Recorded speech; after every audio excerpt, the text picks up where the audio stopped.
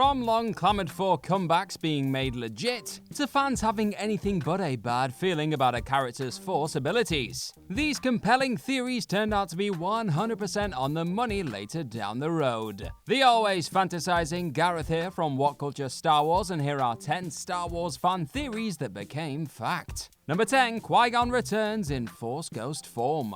He may have only been around on the live-action scene for just one rather divisive prequel outing, but that still didn't stop Liam Neeson's Maverick Jedi Master Qui-Gon Jinn from making one hell of an impression on this corner of the galaxy. And while Neeson was seemingly all too happy to return to George Lucas's world in a vocal capacity, in the likes of the animated Clone Wars series, fans were still holding out hope that they may one day see Obi-Wan Kenobi's master return to the live-action stage. With news of said eventual Ben finally being gifted his own titular spin-off series on Disney Plus then, came a reigniting of said hope as fans pitched numerous potential scenarios that could result in Jinn showing up, and perhaps as more than just a voiceover cameo. Sure enough, in the closing stages of the first season, and after spending much of the show trying to reach out to his fallen master, Neeson's Qui-Gon made himself known to Kenobi, only this time via Force Ghost. And in something of a meta utterance, his stating that it took you long enough was an opinion likely shared by many of those watching at home. Number 9, Finn is Force sensitive.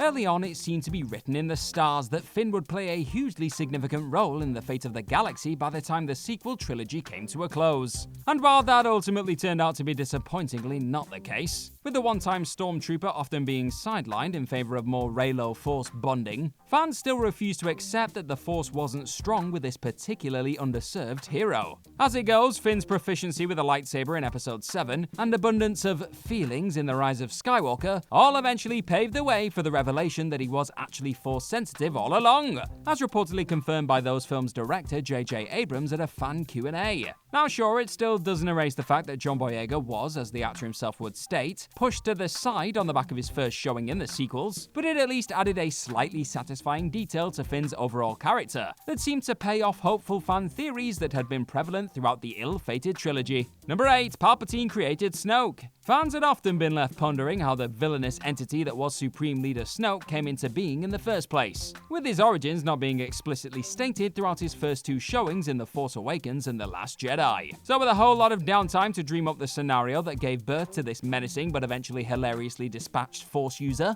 some fans ended up landing on a theory involving none other than an anything but dead Darth Sidious being the mind behind Snoke's creation before Episode 9's release. As hinted at in a legend story focusing on Darth Plagueis, Sidious's former master, the two dark side baddies conduct the grand experiment, involving the duo combining Sith alchemy and the dark side, as they successfully influence midichlorians in a bid to produce life. This, along with the knowledge of Palps being known to have his own observatories across the galaxy, made his revelation of "I created Snoke" in Rise of Skywalker very much a fan theory come to life, with Snoke actually being a strand cast forged in a lab by Sidious. Number 7, Kylo Ren abandoned Snoke, sticking with the one-time Supreme Leader and to a sudden end that many most definitely did not see coming in The Last Jedi's runtime. However, you can always count on a few pockets of the Star Wars fandom sensing a disturbance in the Force a mile off, and that was again the case when it came to Kylo Ren's turning on his one-time master here. As far back as October 2017,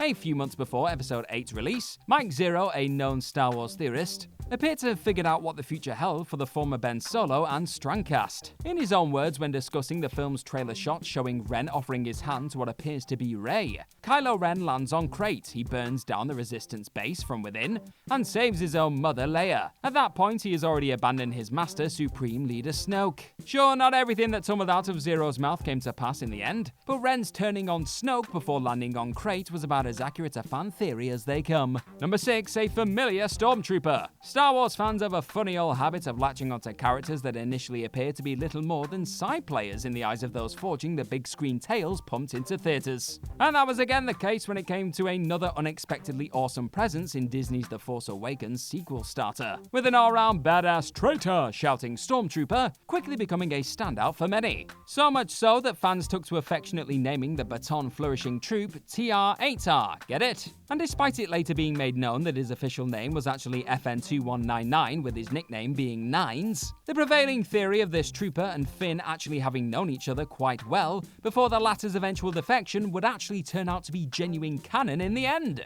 As it goes, the two stormtroopers actually went through training together and even became close chums within the same squad, as confirmed in the novel Before the Awakening. This very much adds further depth to that instantly memeable outcry, with 9/TR8 art feeling entirely betrayed by his one-time bud by the time they come to blows outside of Maz Kanata's castle. Number 5, Rosario Dawson would make for the best live-action Ahsoka. Trying to figure out who should bring one of the most beloved characters ever to make their way into the animated section of this galaxy far, far away to the party was a pretty unenviable task when it came time to give Ahsoka Tano the live-action treatment. Sure, given the actor who brilliantly breathed life into the one-time Jedi in the likes of the Clone Wars and Rebels animated shows in Ashley Eckstein, a chance to strut her stuff in the likes of The Mandalorian would have been a satisfying development for many. But the prevailing theory was that if Eckstein wasn't the live-action choice, then one Rosario Dawson would most definitely fit the bill instead. In a truly bizarre turn of events, word of fans angling to see Dawson in the role of Tano, coupled with a piece of fan art depicting her as the beloved character, eventually made its way to Dave Filoni before he'd even begun work on The Mandalorian.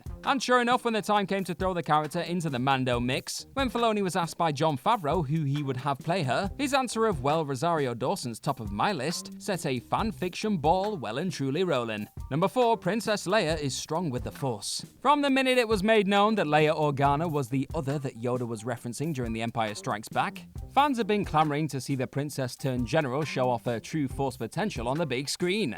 And while Leia did seem to hint at having some Force sensitivity and her ability to sense her brother Luke, it wasn't until The Last Jedi where her real Force capabilities were highlighted for all to see. After being blasted out of her cruiser in Episode 8, Leia is able to survive the perilous scenario by moving herself through space via the Force, confirming that she was very much able to hone her hinted at and often theorized abilities over the years. It may have taken a whopping 30 years to finally come to fruition in an actual Star Wars live-action epic, but Leia was undoubtedly a masterful Jedi in her own right by the time of The Last Jedi, after completing her training under the guidance of her brother post-Return of the Jedi. Number 3, Darth Maul survived. The Phantom Menace's primary antagonist in Darth Maul became the subject of many a fan theory when it pertained to a much-wanted return post-prequel death. Many of said theories consisted of folks believing that Maul could channel his anger and fury, combined with the dark side of the Force to stave off what appeared to be a rather definitive conclusion, on the back of being chopped in two by Obi-Wan Kenobi. And by the time the Clone Wars opted to bring back the all-round fan favourite Dathon Miriam, George Lucas appeared to have definitely been keeping up with fans' love and the theories centered around the character's fate, with his fierce hatred of Kenobi being a key factor in Maul clinging onto life in the years following on from his Naboo bisecting. In making up for the cutting down of an instant hit of a personality seemingly far too soon for most, Lucas and co were eventually able to forge arguably one of the most complex and gripping character arcs the Star Wars universe have played host to yet. Number 2, Boba Fett survived. And speaking of those Star Wars characters too damn beloved to be killed off for realsies, it was seemingly only ever a matter of time before Lucasfilm went back on a death that was almost immediately rejected by all who took in Return of the Jedi for the very first time. Many even quickly took to suggesting that C-3PO's explanation of it taking 1,000 years to be digested by the Sarlacc meant that Fett could have realistically found a way to escape before being killed. Boba Fett remarkably surviving his Sarlacc pit demise in said Episode 6 was of course eventually revealed in the Expanded Universe tales, on the back of the bounty hunter's comedic end receiving an understandable amount of backlash. But Disney's acquiring of Lucasfilm and subsequent decanonizing of the Legends tales threw Fett's fate up into the air once again before he slammed straight into the side of a cruiser. Yet a few years on from said purchase, Boba finally made a grand return to the live-action galaxy far, far away in The Mandalorian, with his very own Book of Boba Fett even finally bringing said initial fan theory to life on the small screen, as he flamethrowed his way out of the beast's belly in that Disney Plus spin-off. Number 1, Rey Palpatine. The overriding theory that left most fans squabbling in their car rides home from their first viewing of The Force Awakens centered around who in the hell Daisy Ridley's Force-sensitive Rey was related to in this galaxy far, far away. And rather generally accepted theories tended to revolve around Rey being either a Skywalker or a Solo, there was still a few folks subscribing to a rather out-there notion that the sequel's central protagonist may actually have some far more insidious roots. Said fans were under the impression early on that Rey was related to none other than Emperor Palpatine himself, with The Force Awakens novelization hinting at her being lured towards the dark side in her first battle with Kylo Ren, being interpreted by some as Sidious trying to pull his granddaughter towards the dark.